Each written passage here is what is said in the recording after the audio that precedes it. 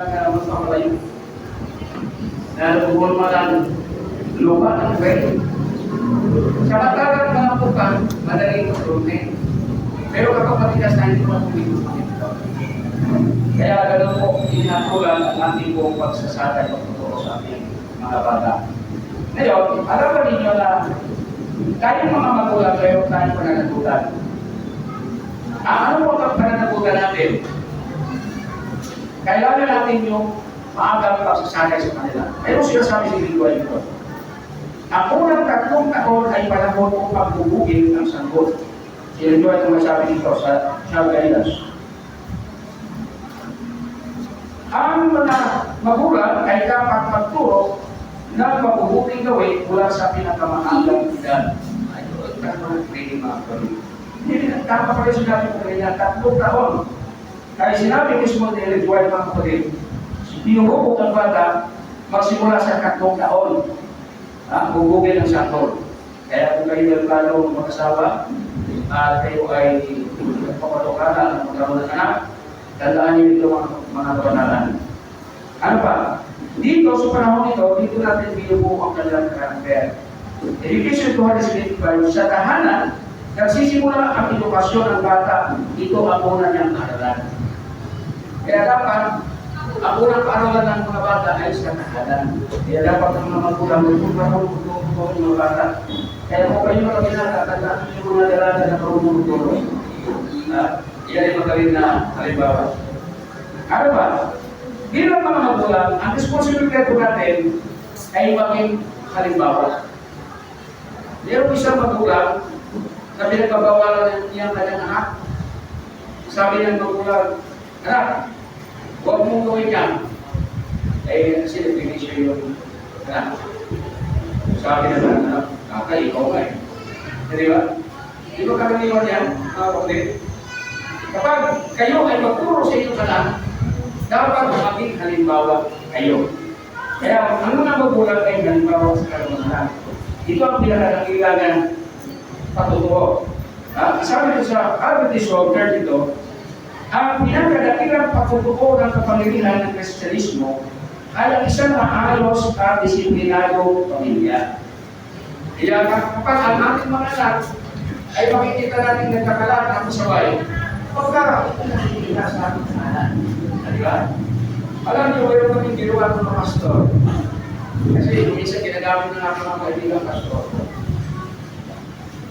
Sabi ng isang ng pastor ko sa bata, Totoy, ano ba ang pangalan mo?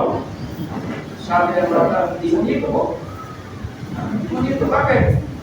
Ano bang pangalan ng kakay mo? Dimonyo. Eh, kakay mo, ang pangalan? Dimonyan. Kailan mag-asya? Eh, bakit Dimonyo po ang pangalan mo? Kasi po, yan po ang tawag sa akin. Yan po ang tawag sa akin, bakit po ay natamalik? Kaya tawag ako, Dimonyo ka. Eh, paano yung mga magulang mo? Eh, pagdadaway yung mga magulang pa, yung tawag na namin dati sa nanay ko, Dimonyan. Eh, paano yung kakay mo, bakit Dimonyo? Eh, ganoon din ang tawag ng aking mother o sa kakay. Kaya, ang pangalan ng aking kakay, Dimonyo, ang nanay ko, Dimonya, at ako ay Dimonyo. Eh, kapatid mo, may kapatid ka ba? Eh, meron po, babae. Anong tawag mo sa kanya? Eh, Dimonyo po. Mga kapatid, parang, akala mo, natural lang. Parang natural. Pero ang tanong, posible ba mangyari ng mga kapatid? Posible. Dahil kapag sa tahanan natin, nakikita lagi na natin mga anak, kung ano yung tawag nila, pero hindi tatawag sa iyo.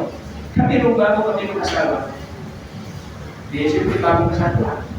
Di ang tawag ko sa business ko, ay ano, ang tawag ko sa kanya ay Hanin. Bayo ang nagtataaral sa salita, kaya ang tawag ay Hanin din. Diba? Nilagay ka namin. Nilagay ka namin, sweetheart. Mga bago sa kanya. Okay, nilagay ka namin, ang tawag niya sa kanya. Sweetheart din. Mama pa. Maano po di ba ito gawin natin? Mama, papa. Mami at daddy na lang tawag natin. Kaya pula doon, ang tawag ng sister sa mami at daddy. Kagaya sa Ang narinig ng aking anak, yung pangalan ko na. Eh, mami. Alam niya, mami tawag. Tapos sa akin ay dati, sa akin sila dati. Tumano ko din, posible na. Kapag sa tahanan, kung ano yung mga kilos natin, mga salita natin, ginagawa natin, ay hindi po susunod nila. Lalo na yung mga bata maliit. Kaya, bilang magulang, responsable ng mga magulang na maging ano, maging buwaran, maging halimbawa tayo, malalagay tayo dapat tayo maging halimbawa sa kanila. Maging halimbawa. So ngayon,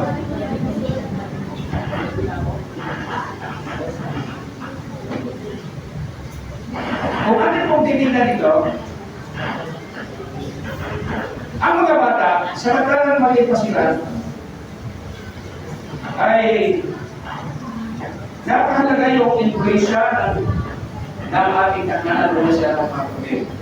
Pero, titignan natin, kapag ang ating mga anak ay napabayaan natin, alam ba niyo, mayroong challenge sa atin, ang ating mga bata. Okay. Sa panahon ito, maaaring ng challenge ay yung kung napapanood nila. Diba? Yung media, diba? Sa mga cellphone, sa mga video, yung po ang challenge, makikita po kung ano yung naririnig yung sa television o sa karamihan mo sa cellphone, ay yun po ang kagayahin nila. Kaya kapag naririnig na mayroong nagmumura, mapapansin mo na lang yung anak ay nagmumura na. Di ba? Kaya may challenge po tayo, dapat bantayan natin ang ating mga anak. Meron pong hamon para sa pagiging mga magulang. Una, kaya po yung influensya ng media, teknolohiya, at barkada. Kaya ito po yung challenge natin.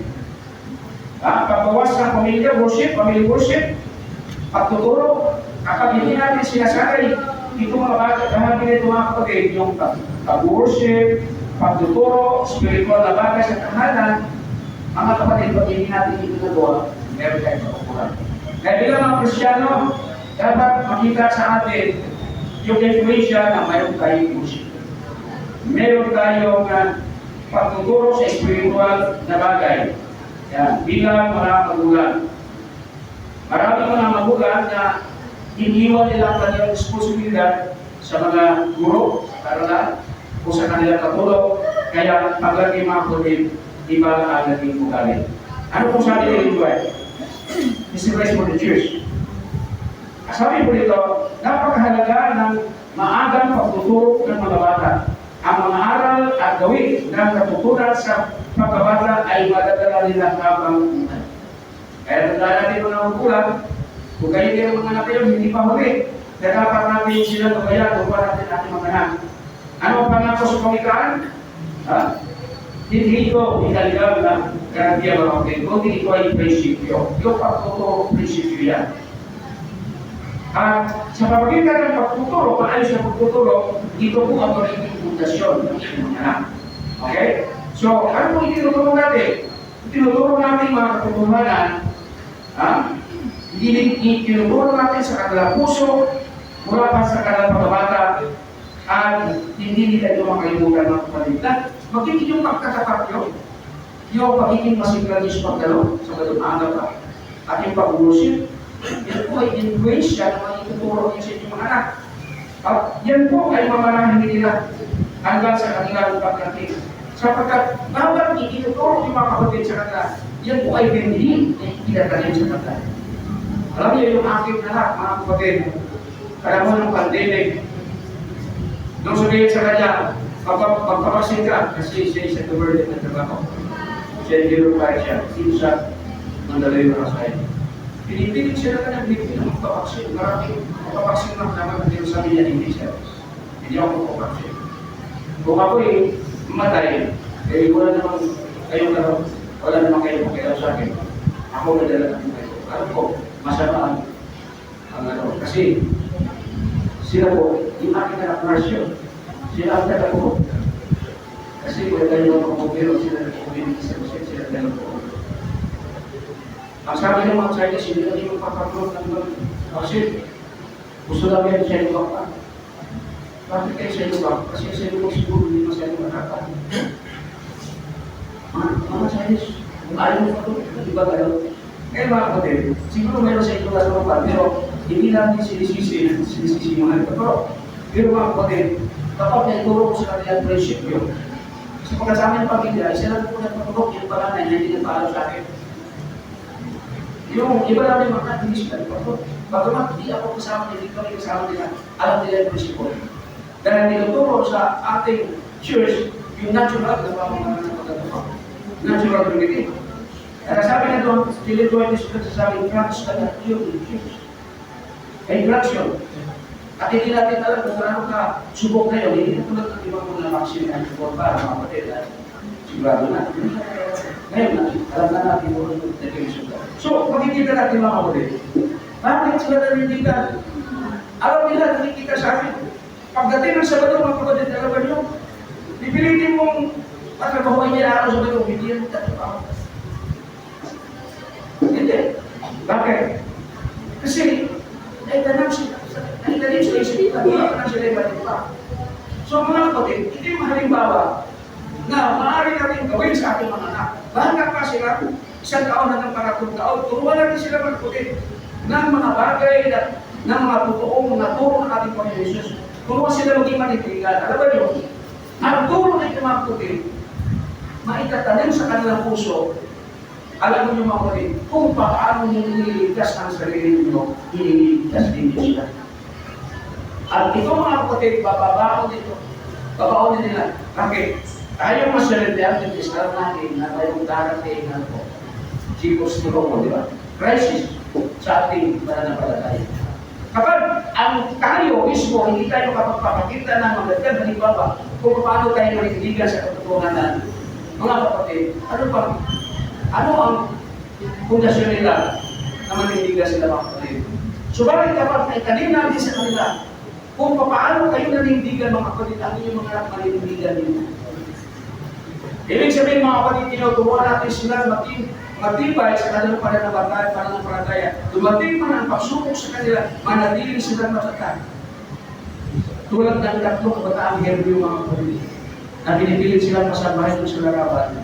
Sabi niya, ililigtas man kami o hindi, manatili kami tapat. Sabi niya. Mga kapatid, ito ang prinsipyo na nasa ituro ng Diyos sa ating mga anak. Kaya yung salitang, ituro niyo sa inyong mga anak habang sila maliit pa. Train up a child in the way he should go, and when he is old, he will not depart from it. Ito ay kailangan ng aming mga anak. Kung nais natin ating mga anak ay makasama natin sa kaligtasan ng mga kapatid, turuan natin sila paging tapat at manibigan sa prinsipyo ay tinuturo ng ating mga anak. Sapagkat ang pagtuturo natin sa kanila, ito po'y magdadala sa kanila sa isang prinsipyo na tapat sa Panginoon. Ano man ang mangyari, manatili silang tapat sa pananampalataya nila mga kapatid. Ito ang isang pagmamahal. Sapagkat ang buhay natin sa mundo ito, pansamantala lamang. Pero alam natin, sabi ng Biblia, ano ang pinabagay ng tao? Iligtas mo ang iyong kaluluwa dapat pagdating ng panahon ay mawawala ito. Kung ang nais natin maligtas ang ating buhay, dito lang mas lupang ito. Mga kapatid, wala ka tulungan ng ating magsisikap. Kaya nga sabi ng Panginoon, hayaan mo yung buhay natin ngayon ay mas mahalaga, pagkabat tayo, ang buhay natin dito ay mawala. Subalit, dahil sa ating pagkatapat, tayo po ay magmamana ng buhay walang hanggan. Kaya dito sa prinsipyo ito, mga kapatid, ito yung panawagan sa ating mga magulang. Mga magulang, ibigay kakatiwala sa inyo ng Diyos ang walang hanggang kaluluwa ng inyong mga anak.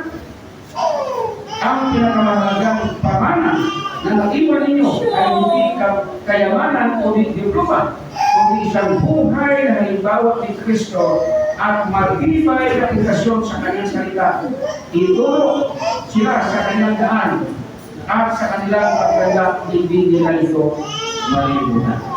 Mga kapatid, bilang kayo mga kapalaan, naghahanda kayo, araw-araw magkaroon kayo mga pamilya, tandaan niyo mga kapatid, mahalaga ng ating mga anak ay bubugin sila, disiplinahin sila, turuan natin sila sa tamang daan at pananampalataya. Kung maganda yun, ay ating mga anak ito, makakasama natin doon sa karya ng ating Panginoon. So, dito po ko tatapusin ang aking lectura. Ako po ay awit